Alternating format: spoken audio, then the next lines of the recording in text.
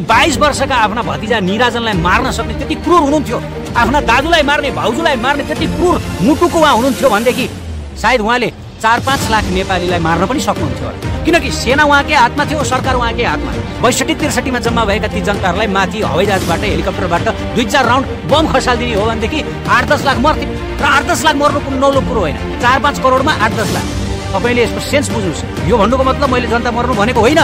यदि उहाँ त्यति क्रूर, त्यति निरङ्कुश, जस्तो यी नेताहरूले उहाँलाई निरङ्कुशको रूपमा परिचित गराइरहेका छन्, त्यस्तो निरङ्कुश उहाँ हुनुहुन्थ्यो भनेदेखि सायद उहाँले 8-10 लाख जनताहरूलाई मारेर भए पनि सिंहासनमा बस्नुहुन्थ्यो। र संसारको इतिहासमा चाइनाको कम्युनिस्ट वारको बारेमा बुझौँ, जसलाई people Republican war of China भनिन्छ। त्यो कम्युनिस्ट आन्दोलनमा त्यहाँका राजाले 1 करोड भन्दा ज्यादा जनताहरू नमरेसम्म सिंहासन छोडेका छैनन्। तपाईहरु इतिहास गएर पढ्नुस्। अनि त्यसैगरी रसियाको कम्युनिस्ट आन्दोलनमा त्यहाँका सम्राटले 1 करोड 20 लाख जनताहरू नमरेसम्म सिंहासन छोडेका छैनन्। तपाईहरु गएर पढ्नुस्। त्यसैगरी विश्व प्रसिद्ध फ्रान्सको कम्युनिस्ट आन्दोलनमा 50 लाख जनताहरू नमरेसम्म त्यहाँका शासकले सिंहासन छोडेका छैनन्। र हाम्रो देशमा 17,000 जनता मरे, यो दुःखको कुरो हो। तर राजाले अब यहाँभन्दा धेरै जनता मरेको म देख्न चाहन्न। तुरुन्त लाएर त्यो सिंहासन, राजालाई आफ्नो सिंहासन कति प्यारो हुन्छ, त्यो त यी नेताहरूलाई आफ्नो सिंहासन कति प्यारो छ त्यसबाट हेरौँ। जनताहरूले यति गाली गरिरहेछन्, थुकिरहेका छन्, चोर डाँगा भनिरहेछन्, तैपनि बारम्बार टेक प्रधानमन्त्री खान यिनीहरू चाहिरहेछन्। बारबार जनताको गाली, जनताको थुकाइ सहिसहिकन भए पनि त्यो कुर्सीको मोह उनीहरू छोड्न चाहँदैनन् भने एउटा देशको राजालाई आफ्नो सिंहासन कति प्यारो होला।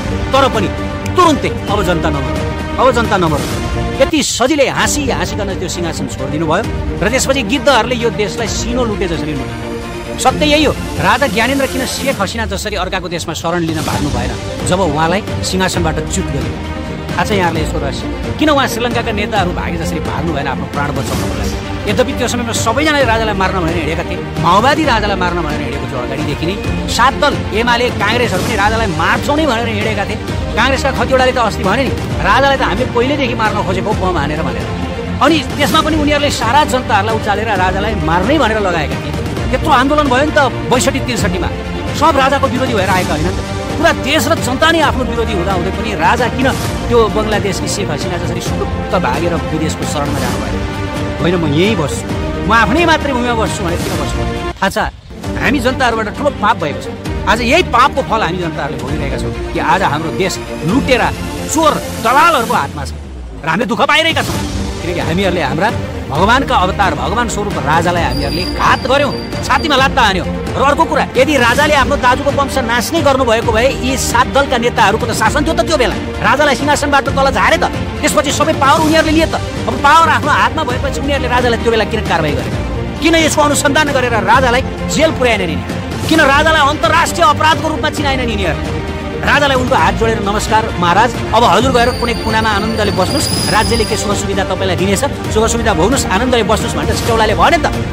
किन त्यति सम्मानका साथ राजालाई बिदाई गरे? फटाहरू, हामी जनतालाई भनेको हामी फटाहरू, हामी पापीहरू, हामी अपराधीहरू। किन हामीहरूले हाम्रो भगवानलाई चिनेनौँ। गीता 10.27 मा श्रीकृष्णले के भनिबक्स्यो? नराणाम नराधिपम, म मनुष्यहरूमा राजा हुँ भनेर भन्नुभएको छ। वास्तवमा राजा भनेको भगवानकै रूप।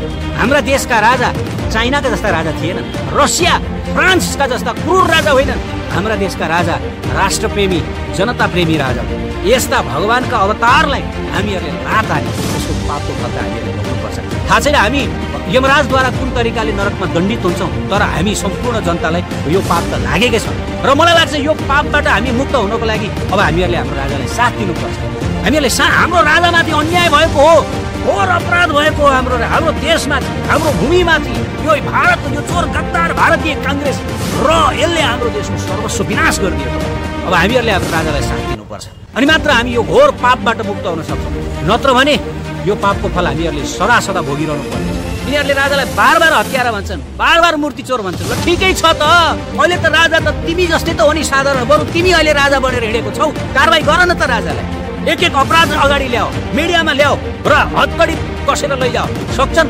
छैन। हेर्नुहोस्, जनतामा यिनीहरूले यति भ्रम छरिरहेका छन्, जनतालाई यति ठगिरहेका छन्। यिनीहरू राजा भन्दा पनि यिनीहरूसँग अकुत सम्पत्तिहरू यति बेला छ। यिनीहरू राजा बन्न नपाएर राजाको विरोध गरेर आएका हुन् र जनताले यिनीहरूलाई चिनिसकेका छन्। त्यस कारणले गर्दा म के भन्छु भन्दाखेरि हेर्नुहोस्, हामीबाट ठुलो पाप भएको छ, यो पापको हामीले प्रयासित अवश्य गर्नुपर्छ।